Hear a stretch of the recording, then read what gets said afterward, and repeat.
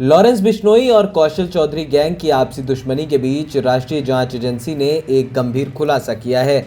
इस खुलासे में कहा गया है कि देश में एक बार फिर 1990 के दशक के दाऊद इब्राहिम गैंग वाले हालात बन रहे हैं। दरअसल एनआईए पिछले एक साल से प्रो खालिस्तानी एलिमेंट यानी कि पीकेई और गैंगस्टर गठजोड़ की जांच कर रही थी और अब इसे लेकर कुछ अहम जानकारियां उसके सामने आई हैं। कोर्ट में दाखिल अपनी कई चार्जशीटों में एनआईए ने साफ तौर पर कहा है कि गैंगस्टर और प्रो खालिस्तानी एलिमेंट का बनता ये नया गठजोड़ ठीक वैसा ही है जैसा 1990 के दशक में था। अंडरवर्ल्ड डॉन दाऊद इब्राहिम ने उस वक्त पाकिस्तान की खुफिया एजेंसी आईएसआई से हाथ मिलाया था और बाद में 1993 में मुंबई में बम धमाके कराए। वहीं रिपोर्ट की माने तो इस समय आतंकवादी गैंगस्टर सिंडिकेट और प्रो खालिस्तानी एलिमेंट से जुड़े 1 दर्जन से ज्यादा मामलों की जांच एनआईए कर रही है और अभी तक 45 से ज्यादा संदिग्ध लोगों को गिरफ्तार किया जा चुका है। हालांकि एक बड़ी चुनौती यह है कि कनाडा, यूएसए, ऑस्ट्रेलिया, दुबई और यूके में इनके विदेशी हैंडलर अभी भी बड़े पैमाने पर मौजूद हैं। एनआईए ने कहा कि इस वक्त लॉरेंस बिश्नोई गैंग और कौशल चौधरी गैंग के बीच दुश्मनी ठीक वैसी ही है जैसा 1990 के दशक में दाऊद इब्राहिम और छोटा राजन की थी।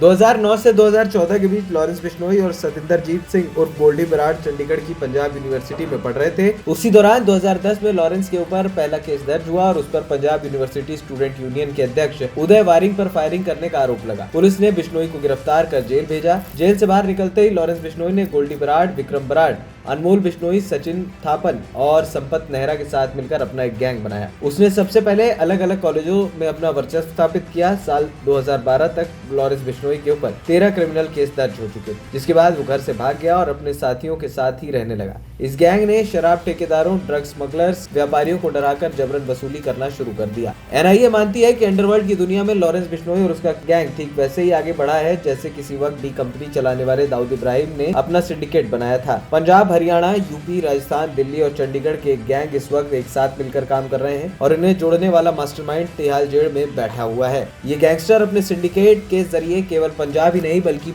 पड़ोसी राज्यों में भी युवाओं को लालच देकर अपने गैंग का हिस्सा बनाते हैं। लालच के तौर पर या तो एक बड़ी रकम दी जाती है या फिर विदेश में बसाने का ऑफर दिया जाता है। जाने माने सिंगर सिद्धू मूसेवाला और राजू ठेहट की हत्या में भी ये गैंग शामिल रहे हैं। वहीं एनआईए का कहना है कि इसी बीच लॉरेंस बिश्नोई की मुलाकात थाईलैंड में रहने वाले मनीष भंडारी से हुई, जो मनी लॉन्ड्रिंग के मामलों में शामिल रहा। भंडारी थाईलैंड में बॉलीवुड क्लब से नाइट क्लब चेन कैमा क्लब और होटल रेस्टोरेंट चलाता है। भारत में जबरन वसूली, अवैध शराब और हथियारों की तस्करी के जरिए जो पैसा जमा होता है उसे लॉरेंस बिश्नोई हवाला के जरिए थाईलैंड में मनीष भंडारी के पास भेजकर नाइट क्लब और बार में इन्वेस्ट करता है। इसके अलावा इस पैसे का इस्तेमाल गुर्गों को देने और भारत में प्रॉपर्टी खरीदने के भी काम में आता है। एनआईए के मुताबिक इस रकम का एक बड़ा हिस्सा विदेशों में बैठे उसके साथी और खालिस्तान समर्थक आतंकियों की गतिविधियों को बढ़ाने के लिए कनाडा, अमेरिका, दुबई, थाईलैंड और ऑस्ट्रेलिया में भी भेजा जा चुका है। एएनपी टाइम्स की रिपोर्ट।